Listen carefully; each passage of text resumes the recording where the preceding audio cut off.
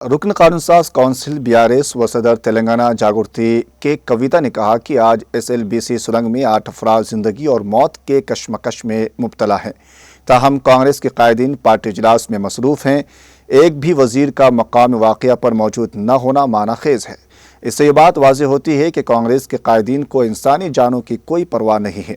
वो नागर कर्नूल में एक पुरहुजूम प्रेस कॉन्फ्रेंस से खिताब कर रही थी कि कविता ने कांग्रेस हुकूमत की नाकामियों और गफलत पर शदीद तनकीद की। उन्होंने कहा कि के चंद्रशेखर राव के दौर हुकूमत में एसएलबीसी टनल की 11.5 किलोमीटर तक खुदवाई अंजाम दी गई, ताहम एक भी हादसा पेश नहीं आया। कविता ने कहा कि सानहे के ताल्लुक से वर्कर्स का कहना है कि वाक़या हुकूमत की लापरवाही के बायस पेश आया। साबिक रुकन पार्लिमान निज़ामाबाद ने कहा कि जब वर्कर्स ने मुतालिका इदारों को मुतला किया कि मिट्टी और पत्थर गिर रहे हैं, तब भी वर्कर्स को ज़बरदस्ती काम करने पर मजबूर किया गया, जिसके नतीजे में यह अफसोसनाक वाक़या पेश आया। साबिक चीफ मिनिस्टर केसीआर के दुख्तर के कविता ने कहा कि कांग्रेस हुकूमत तमाम महाजों पर नाकाम हो चुकी है। एक भी आबपाशी प्रोजेक्ट में कोई पेशरफ्त नहीं हुई है। रियासत तेलंगाना में आबपाशी प्रोजेक्ट्स की तरक्की केसीआर के दौरे हुकूमत में हुई है। कलवाकुर्ती लिफ्ट इरीगेशन स्कीम की तकमील के जरिए लाखों एकड़ ज़री अराजी को सैराब करने का सेहरा के चंद्रशेखर राव के सर जाता है। पालुमुरू, रंगारेड्डी और डंडी प्रोजेक्ट्स के ज़ायद 60% काम बीआरएस दौरे हुकूमत में मुकम्मल हुए। केसीआर के दौर में नारलापुर के करीब पंप हाउस का काम भी शुरू किया गया। कविता ने कहा कि आज कांग्रेस हुकूमत किसानों को पानी सरबराह नहीं कर रही है। तेलंगाना में आबपाशी प्रोजेक्ट्स मौजूद हैं, ताहम गुज़िश्ता 15 माह के दौरान कांग्रेस हुकूमत ने कोई भी आबपाशी प्रोजेक्ट को 1 इंच भी तरक्की नहीं दी। उन्होंने कहा कि कांग्रेस हुकूमत के गलत फैसलों और पॉलिसियों के बायस किसान नुकसानात से दोचार हैं और किसानों की हालत इंतहाई अबतर हो चुकी है। यूरिया की किल्लत पर इज़हार ख्याल करते हुए बीआरएस लीडर ने कहा कि केसीआर के दौर हुकूमत में किसानों को यूरिया वक्त पर और आसानी के साथ फराहम की जाती थी। आज किसान यूरिया के हसूल के लिए मुश्किलात का सामना कर रहे हैं। एक थैला यूरिया के हसूल के लिए तवील कतारों में घंटों इंतजार करना पड़ रहा है। उन्होंने कहा कि केसीआर ने मरकजी हुकूमत से लड़कर रियासत के लिए यूरिया का कोटा मुख्तस करवाया। आखिर आज रियासत तेलंगाना में किसानों को यूरिया क्यों दस्तियाब नहीं है?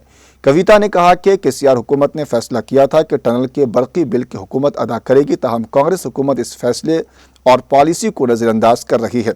उन्होंने कहा कि कांग्रेस हुकूमत अवामी वादों की तकमील में नाकाम हो चुकी है। उन्होंने पुरजोर मुतालबा किया कि खवातीन से किए गए तमाम वादों को पूरा किया जाए। खवातीन को हर माह 2500 रुपये माली इमदाद फराम की जाए। लड़कियों को स्कूटी दी जाए। उन्होंने इल्ज़ाम आयद किया कि कांग्रेस हुकूमत हॉस्टल्स में तलबा को तग़ज़िया बख्श और मेयारी ग़िज़ा की फराहमी में भी नाकाम हो चुकी है। कांग्रेस पार्टी के इक़्तिदार में आते ही हमारे बच्चे अपनी कीमती जानें गंवा रहे हैं, जो कि कांग्रेस की नाक़िस हुक्मरानी का वाज़ेह सबूत है। शोबा तालीम को नज़रअंदाज किया जा रहा है, जिसकी वजह से तलबा बिरादरी मुश्किलात का शिकार है।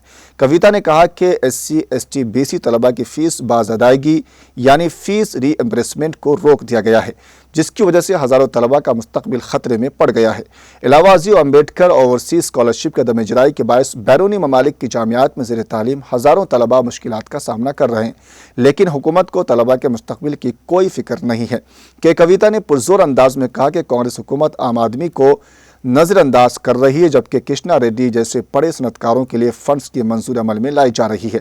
इससे ये बात वाज़ेह होती है कि कांग्रेस हुकूमत सिर्फ उमरा के मफादात का तहफ़्फ़ुज़ कर रही है, जबकि आम आदमी के मसाइल को बिल्कुल तौर पर पशे पुश्त डाल दिया गया है। कि कविता ने हुकूमत से मुतालबा किया है कि ज़ात पर मबनी मरदमशुमारी की तफसीलात को फिलफौर मंजराम पर लाया जाए। देही सतह पर आवाम को मरदमशुमारी से मुतालिक तमाम अदद शुमार से वाकिफ़ करवाया जाए, ताकि रियासत की आवाम को हक़ाइक़ से आगाही हो सके। कि कविता ने रियासत में अवामी मसाइल, किसानों के अबतर सूरत हाल, तालीमी बहरान, आबपाशी प्रोजेक्ट्स की तबाही पर कांग्रेस को शदीद हदफ़ तनकीद बनाया। उन्होंने पुरजोर अंदाज में कहा कि बीआरएस पार्टी अवाम के हुकूक के लिए अपनी जिद्दोजहद जारी रखेगी और हुकूमत की नाकामियों को बेनकाब करती रहेगी। 8 లక్షల ఎకరాలకు మహబూబ్నగర్లో మనం గత 10 ఏళ్లలో నీళ్ళు ఇచ్చుకుంటే అందులో పెద్ద పాత్ర 3.5 లక్షల ఎకరాల పై చిలుకు కేవలం చెరువుల ద్వారా నీళ్ళు ఇచ్చుకోగలిగినాం. అంతేకాదు అంతకుముందు తాగునీటికి కటకట ఉంటుండే. నేను తెలంగాణ ఉద్యమంలో మన నాగర్ కర్నూలు పట్టణానికి వచ్చినా ఎక్కడికి వచ్చినా కూడా అక్క నీళ్ళు వచ్చి 4 రోజులైంది, నీళ్ళు వచ్చి 5 రోజులైంది అనే పరిస్థితి ఉండే. కానీ దాని నుంచి ఇవాళ వాటర్ టేబుల్ అంటే భూగర్భ జలాలు అద్భుతంగా పెంచుకున్నాం. మహబూబ్నగర్ జిల్లాలో 7.5 మీటర్ల పై చిలుకు భూగర్భ జలాలను పెంచుకున్నాం. మిషన్ భగీరథతోని బెనిఫిట్ అయినటువంటి మొట్టమొదటి జిల్లా ఏదైనా ఉందా అంటే అది మహబూబ్నగర్ జిల్లా. ఇవాళ 24 గంటలు నీళ్లు, ప్రతిరోజు నీళ్లు, ప్రతి మున్సిపాలిటీ గ్రామం అని తేడా లేకుండా మహబూబ్ నగర్ జిల్లాలో వస్తుందంటే అది కేవలం కేసీఆర్ గారు తనకు తెలంగాణ ఆడబిడ్డల పట్లున్న మమకారాన్ని చూపించడానికి చేసినటువంటి కార్యక్రమం మిషన్ భగీరథ కార్యక్రమం. దానివల్ల అత్యధికంగా బెనిఫిట్ అయింది ఇవాళ మహబూబ్ నగర్ జిల్లా. ఇవాళ అటువంటి జిల్లాలో మీరు చూస్తున్నారు, అక్కడక్కడ సోషల్ మీడియాలో వీడియోలు కనబడుతున్నాయి, మళ్ళా పొలం ఎండిపోతున్నది, మళ్ళా యూరియా కోసం లైన్లు కట్టే పరిస్థితి వస్తున్నది, ఏవైతే ప్రాజెక్టులు ఫినిష్ కావాలనుకున్నామో కాకుండా ఉండేటటువంటి పరిస్థితి వస్తున్నది. మరి ఇవన్నీ చూస్తుంటే బాధ అవుతుంది, గుండె చెరువైతుంది. అందుకే ఇవాళ మాట్లాడుతున్నాం. మనం ఆనాడు అనుకున్నాం Palamuru Kalwakurthy lift irrigation scheme complete చేసుకోవాలని. కేసీఆర్ గారు సక్సెస్ఫుల్లీ ఆ యొక్క కార్యక్రమాన్ని కంప్లీట్ చేసి మిగతా 8 లక్షలలో మిగతా ఏదైతే ఉంటుందో సాగు ఆయకట్టు అంతా కూడా కల్వకుర్తి ద్వారా చాలా నియోజకవర్గాల్లో మనం నీళ్ళు ఇచ్చుకోవడం జరిగినాం. ప్రతి విషయంలో మీరు చూస్తున్నారు ఎంత నిర్లక్ష్యం అనేటటువంటిది కనబడుతుంది. ఒక పక్క మిషన్ భగీరథను సంపూర్ణంగా మెయింటైన్ చేసేటటువంటి పరిస్థితి లేదు. ఇప్పుడు ఇంకో పక్క మిషన్ కాకతీయలో రిపేర్ చేసుకున్న చెరువులను సంపూర్ణంగా మెయింటైన్ చేసే పరిస్థితి లేదు. ఇదివరకు కేసీఆర్ ఉన్నప్పుడు టైంకి యూరియా వస్తుంది ఎట్లా, ఇప్పుడు రాదెట్లా? ఏం మారింది? అదే అధికారులు, ఢిల్లీలో కూడా అదే గవర్నమెంటు, ఏం మారలే. మారింది ఏంది అంటే కేవలం ముఖ్యమంత్రిగా ఉండేటటువంటి వ్యక్తిలో ఉండాల్సినటువంటి ఆలోచన, ఆ విశాల హృదయం అన్నది మాత్రమే మారింది. నేను కేసీఆర్ గారి బిడ్డగా వారిని చూసిన. వారు ఏం చేసేదంటే ఆఫ్ సీజన్ ఏదైతే ఉంటుందో, అంటే పంట పొలాలకు యూరియాకి ఎక్కువ డిమాండ్ లేని టైం ఏదైతే ఉంటుందో ఆ టైంలో కేంద్రంతో మాట్లాడి కొట్లాడి మనకు పీక్ సీజన్లో ఎంత యూరియా కావాలనో ముందే తీసుకొచ్చి నికరంగా ఇక్కడ నిల్వ చేసి పెట్టేవాళ్ళు. అందుకే ఎన్నడూ కూడా మనకు యూరియా కొరత రాలే. కానీ ఈ ప్రభుత్వానికి అటువంటి సోయి లేదు. ఎప్పుడు కూడా ఇంతవరకు ప్రాజెక్టుల మీద రివ్యూ చేయలేదు, వ్యవసాయం మీద రివ్యూ చేయలేదు, యూరియా మీద రివ్యూ చేయలేదు. మరి టైంకి రావాలంటే ఏడికేళ్ళు అందుతాయి, ఏడికేళ్ళు వస్తాయి, ఆకాశం మీదకి వెళ్ళి ఊడిపడాయి కదా. కేంద్రంతో మనం అనుసంధానం చేసుకొని చేయాల్సినటువంటి పనులు ఈ ముఖ్యమంత్రి గారు దూర ఆలోచనతోని చేస్తే, దార్శనికత్వం చేస్తే బాగుంటుందని ఇప్పటికన్నా మేము వారికి సూచన చేస్తూ ఉన్నాం. దాంతోపాటు ఇవాళ మీరు చూసిండ్రు, ఇదే జిల్లాలో ముఖ్యమంత్రి గారు సొంత జిల్లాలో వారి సొంత ఊరికి కూతవేటు దూరంలో ఎస్ఎల్బీసీ టన్నల్లో యాక్సిడెంట్ అయింది. ఇదే ఎస్ఎల్బీసీ టన్నల్లో గత 10 ఏళ్ళు కేసీఆర్ గారు ఉన్నప్పుడు 11.5 కిలోమీటర్లు కేసీఆర్ గారి హయాంలో తవ్వితే ఎటువంటి యాక్సిడెంట్ కాలే. కానీ ఇవాళ ఇక్కడ నిన్న యాక్సిడెంట్ స్థలానికి మా బీఆర్ఎస్ బృందం కూడా సందర్శనకు పోయింది. వాళ్ళందరూ కూడా చెప్తా ఉన్నారు ఏంటంటే అక్కడ పోతే వర్కర్లందరూ చెప్తున్నారట, నీళ్ళు వస్తున్నాయి సార్, మట్టి వస్తుంది సార్ అని చెప్తుంటే కూడా నిర్లక్ష్యపూరిత వైఖరితోని ఏం కాదు మీరు పని చేయండి అని చెప్పి పంపించిర్రు. అంతేకాకుండా అక్కడ ఉన్న వర్కర్స్ అంతా చెప్తున్న మాట ఏంటంటే 3 నెలలుగా మాకు జీతాలు లేవని చెప్తున్నారు. దాని మీద కూడా పట్టి లేదు, రివ్యూ లేదు. మరి ఆ కాంట్రాక్టర్ ఇబ్బందులలో ఉన్నాడంటే ఇదివరకు కేసీఆర్ గారు ఏం చేసిరు, అఖిలపక్షం ఏర్పాటు చేసి అసెంబ్లీ సాక్షిగా ఆ కాంట్రాక్టర్లకు ఉన్న ఇబ్బందులు తొలగించే ప్రయత్నం చేసిరు. మరి ఎందుకు అదే కాంట్రాక్టర్ కావాలంటే భారతదేశం మొత్తంలో ఆయన ఒక్కయనే ఉన్నాడట ఆ పని చేసిన ఆయన, ఆ సొరంగం దువ్వట ఆయన.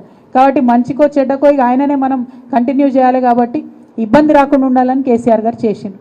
మరి అదే పని ఇవాళ రేవంత్ రెడ్డి గారు ఎందుకు చేయలేకపోతున్నారు? దయచేసి ఒకసారి ఆలోచించాలి. అంతకుముందు కాంగ్రెస్ హయాంలో ఇదే ఎస్ఎల్బీసీ సొరంగం తవ్వేటప్పుడు కరెంటు బిల్లు కాంట్రాక్టర్ కట్టుకోవాల్సి ఉంటుండే. అయితే ఏమవుతుండే, జన్కోవాలు ఊకూకే డ్యామ్ సైడ్ దగ్గరకు పోయి కరెంటు కట్ చేసే పరిస్థితి ఉంటుండే.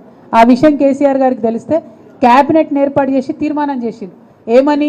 కరెంటు బిల్లు ప్రభుత్వమే కడుతుంది, జన్కోవాలు పోయి పవర్ కట్ చేయొద్దు అని చెప్పారు. అందుకే బీఆర్ఎస్ హయాంలో 11.5 కిలోమీటర్ల టనల్ను ఏకదాటిగా తవ్వగలిగినాం, ఇబ్బంది లేకుండా తవ్వగలిగినాం. అటువంటి ఆలోచన ఈ ప్రభుత్వం చేస్తలేదన్నదే మా బాధ. ఇవాళ ఇప్పుడు మనం ఇక్కడ ప్రెస్ కాన్ఫరెన్స్ మాట్లాడుతున్న సమయంలో అక్కడ ఒక్క మంత్రి కూడా లేదండి, ఒక్క మంత్రి కూడా లేరు. అందరు ఏడిపోయినారంటే కాంగ్రెస్ పార్టీ సమావేశం ఉందట, ఢిల్లీ నుంచి వాళ్ళ ఎవరో దూత వచ్చిరట, మీనాక్షి నటరాజన్ అని వాళ్ళ ఇన్ఛార్జ్ వచ్చింది. కాబట్టి ప్రతి ఒక్క వ్యక్తి కూడా ఇవాళ అక్కడ పోయింది. అంటే ఎస్ఎల్బీసీలో 8 మంది ప్రాణాలు సొరంగంలో కొట్టుమిట్టాడుతుంటే కాంగ్రెస్ నాయకులకు వాళ్ళ పార్టీ మీటింగ్ పడుతుంది తప్పితే ఇక్కడ పోతున్న ప్రాణాల మీద లెక్కలేదు. ఇప్పటిదాకా ముఖ్యమంత్రి గారు రాలేదని ప్రతిపక్షాలన్నీ గగ్గోలు పెడుతుంటే అది కూడా పెడచెవిన పెట్టి నిన్న మొన్నటిదాకా ఉన్నటువంటి ఇరిగేషన్ శాఖ మంత్రి కూడా అక్కడ లేకుండా వెళ్ళిపోవడం అంటే ప్రాణాలంటే ఎంత లెక్కలేనితనము, ప్రాజెక్టులంటే ఎంత లెక్కలేనితనం ఈ ప్రభుత్వానికి అన్నది అర్థమవుతుందన్న విషయాన్ని పత్రికా ముఖంగా మీ అందరికీ తెలియజేస్తూ ఈ వైఖరిని బీఆర్ఎస్ పార్టీ నుంచి మేము చాలా తీవ్రంగా ఖండిస్తూ ఉన్నాం. అదేవిధంగా మరి ఉమ్మడి మహబూబ్ నగర్ జిల్లాకి యావత్ తెలంగాణకు కూడా మీరు అనేకమైనటువంటి హామీలు ఇచ్చిండ్రు. అందులో అత్యంత ముఖ్యమైనటువంటిది రైతన్నలకు ఇచ్చినటువంటి రైతు రుణమాఫీ హామీ. ఇవాళ రైతు రుణమాఫీ ఎక్కడ కాక బాధపడుతున్నటువంటి పరిస్థితి ఉన్నది. ముఖ్యంగా గిరిజనులు, చిన్న సన్నకారు రైతులు పాపం ఒక్కొక్కరు 1,00,000, 1,50,000, 2 లక్షల దాకా రుణం తెచ్చుకుంటే ఒక్కొక్క కుటుంబంలోనే దాదాపు 3-4 లక్షలు అప్పులైనటువంటి పరిస్థితి. ఆనాడు రేవంత్ రెడ్డి గారు ఏమన్నారు, మీరు ఓన్లీ ఒక్కొక్కరు 2-2 లక్షలు రుణం తెచ్చుకోండి, మేము మాఫీ చేస్తాం, 9వ తారీఖు రాగానే ఒక్క సంతకంతో మాఫీ చేస్తామని చెప్పి ఇవాళ వేలాది మంది రైతుల జీవితాలతోని ఆడుకుంటున్నటువంటి ప్రభుత్వం కాంగ్రెస్ ప్రభుత్వం. తక్షణమే సంపూర్ణంగా రుణమాఫీ చేయాలని చెప్పి మేము డిమాండ్ చేస్తూ ఉన్నాం. అదేవిధంగా రైతు భరోసా కూడా ఇస్తామని చెప్పిండ్రు. ఇంతవరకు కూడా అత్తాపత్తా లేదు. సగం మందికి వస్తుంది, సగం మందికి వస్తలేదు అన్నట్టున్నది. ఇక చాలా మంది రైతులు పొద్దున్నుండి నన్ను కలిసిన ప్రతి ఒక్కరు ఒకటే మాట చెప్పిండ్రు, అక్క బోనస్ గురించి అడగండి, బోనస్ గురించి అడగండి అని. నేను కూడా ఒకటే మాట చెప్తా ఉన్నా, కాంగ్రెస్ ప్రభుత్వం సన్న వడ్లకు బోనస్ ఇస్తామని చెప్పింది. 10% రైతుల దగ్గర కూడా వాళ్ళు వడ్లు కొనలే. వడ్ల కోసం కొంటదేమో ప్రభుత్వం అని వెయిట్ చేసి రైతులు బయట అమ్ముకున్నాక చివరి దశలో నాటకాలు చేస్తూ 10% దగ్గర కొన్నారు. కొన్న వాళ్ళకు కూడా ఎవరికి కూడా బోనస్ ఇవ్వనటువంటి పరిస్థితి ఉన్నది. అందుకే మేము ఇలా చెప్తా ఉన్నాం, కాంగ్రెస్ పార్టీది బోనస్ కాదు, బోగస్ నినాదం అది. ఎవ్వరికి కూడా రూపాయి దక్కలేదు, రైతులు ఇబ్బంది పడతా ఉన్నారు. మీరు నెక్స్ట్ టైం అన్నా దయచేసి కరెక్ట్గా టైంకి ఇవ్వాలని చెప్పి డిమాండ్ చేస్తున్నాం. ఇప్పుడు మీరు మార్కెట్లో కొన్న వడ్లు ఏవైతే ఉంటుందో వాటికి చిట్టీలు ఉంటాయి. ఆ పెండింగ్ బోనస్ అంతా కూడా తక్షణమే రైతులకు చెల్లించాలని కూడా మేము డిమాండ్ చేస్తూ, మరి అన్నిటికన్నా ఎక్కువ ముఖ్యమైనది మా ఆడబిడ్డలకు కళ్యాణ లక్ష్మి ఇస్తా అంటివి.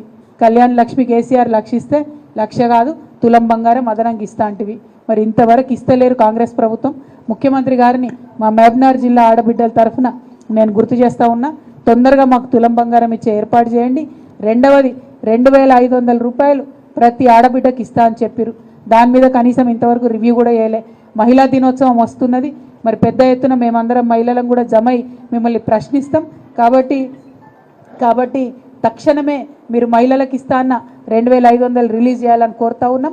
అట్లానే ఆడబిడ్డలకు 18 ఏళ్ళు దాటినటువంటి వారందరికీ కూడా చదువుకున్న ఆడపిల్లలకు స్కూటీలు ఇస్తామని చెప్పింది. అన్యాయంగా ఇట్లా బిడ్డల్ని పొట్టన పెట్టుకుంటుంది కాంగ్రెస్ ప్రభుత్వం. మేము ఈ వైఖరిని ఈ రోజుతోని లెక్క 58కి చేరింది. నిజంగా తెలంగాణ ఉద్యమం తర్వాత ఎన్నడూ కూడా బిడ్డలు చనిపోతున్నారనే మాట వినొద్దనుకున్నాం, కానీ మళ్ళా కాంగ్రెస్ ప్రభుత్వం వచ్చింది, బిడ్డలు చనిపోవడం మొదలైంది. ఇది ఇమీడియట్గా సవరించుకోవాల్సిందిగా ప్రభుత్వానికి మేము సూచన చేస్తూ ఉన్నాం.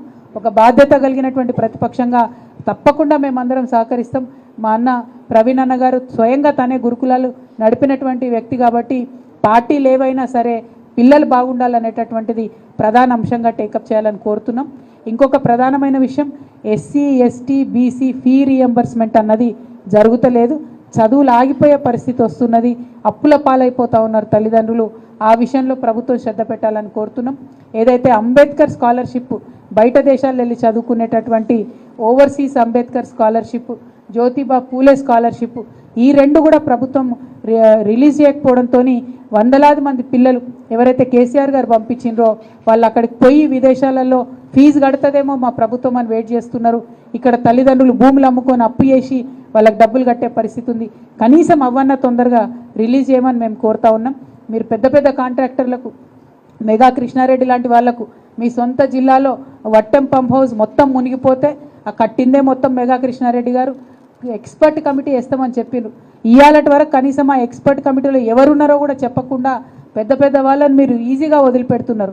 దాని మీద మా వాళ్ళు ఏదో ఆర్టీఐ వేస్తే అది దేశ భద్రతకు సంబంధించిన విషయం కాబట్టి మేము ఇన్ఫర్మేషన్ ఇవ్వమని చెప్పి చెప్తా ఉన్నారు. అంటే క్లియర్గా అర్థమవుతుంది ఈ సర్కారు పెద్దవాళ్ళ కోసమే పనిచేస్తుంది, పేదవాళ్ళ కోసం కాదని. ఏం 1,000 కోట్లు అవసరం లేదు విద్యకు, 100 కోట్లతోనే పని ఉంటుంది.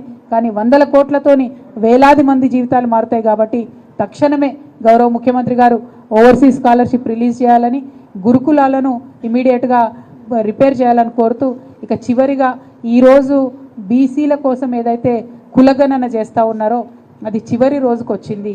కానీ ఈ చివరి రోజు కూడా ఎక్కువ మంది మరి ఎన్రోల్ అయినట్టుగా మాకు కనబడతలేదు. ప్రభుత్వం ఈ వివరాలన్నీ ఖచ్చితంగా తొందరలోనే బయట పెట్టాలని కోరుతున్నాం. కానీ మా ప్రధానమైన డిమాండ్ ఏంటంటే మీరు ఈ వివరాలు 1 కులాల వారీగా పెట్టాలి బయట, 2 ఏ గ్రామంలో ఆ గ్రామంలో ఖచ్చితంగా గ్రామ పంచాయతీలో మీరు పేస్ట్ చేయాలి, మీరు చేసిన కులగన్న వివరాలు పేస్ట్ చేయాలి. ఎందుకంటే ఎవరిదన్నా తప్పుపడి ఉంటే కింద నుండి పైకి చెప్పేటటువంటి ఆస్కారం ఉంటుంది. మీరు చేసిన లెక్కల మీద నమ్మకం లేదని ఇలా యావత్ బీసీ సమాజం కూడా ఆందోళన ఉంది. కాబట్టి మీరు ఆ చేసినటువంటి కులగణనను ఆ రిపోర్ట్ను అసెంబ్లీలో పెట్టాలి. 1 కులాల వారీగా వివరాలు ఇవ్వాలి, 2 3 గ్రామ పంచాయతీలో డీటెయిల్స్ ఇండ్ల వారీగా ఇవ్వాలని చెప్పి మేము డిమాండ్ చేస్తూ ఉన్నాం. మరి ఇప్పటి వరకు ఓపికగా వేచి చూసిన మా మీడియా మిత్రులందరికీ మళ్ళొకసారి హృదయపూర్వకంగా నమస్కారాలు తెలియజేస్తూ, నాగర్ కర్నూలు రావడం, మా నాయకులను ప్రజలను అందరినీ కలుసుకోవడం, లక్ష్మీనరసింహస్వామి దర్శనం చేసుకోవడం చాలా సంతోషాన్ని ఇచ్చింది. కానీ ఆ ఎస్ఎల్బీసీలో మరి పాపం ప్రాణాలు ఉన్నాయో పోయినాయో అన్నట్టు ఉన్నటువంటి ఆ 8 మంది కూలీ బిడ్డలు ఇక్కడికి మన దగ్గరికి బతకడానికి వచ్చినటువంటి వాళ్ళ కుటుంబాలు వాళ్ళందరూ కూడా బాగుండాలని, ధైర్యంగా ఉండాలని మనస్ఫూర్తిగా దేవుడిని ప్రార్థన చేస్తున్నా. Thank you.